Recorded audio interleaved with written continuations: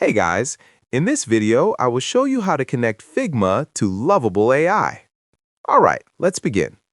First, open the official Lovable website and sign in to your account. Once logged in, open the project you want to connect. This will redirect you to the project page where you can access the AI chat. In the chat, type, "I want to connect my website with Figma."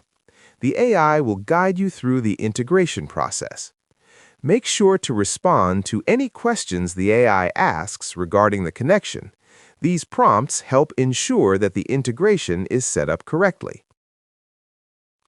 Once all the steps are completed, the final step is to sign in as requested by the AI to finalize the process.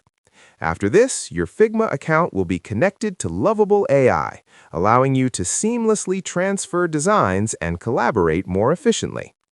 So that's basically how you can connect Figma to Lovable AI. That's it for this video. Thanks.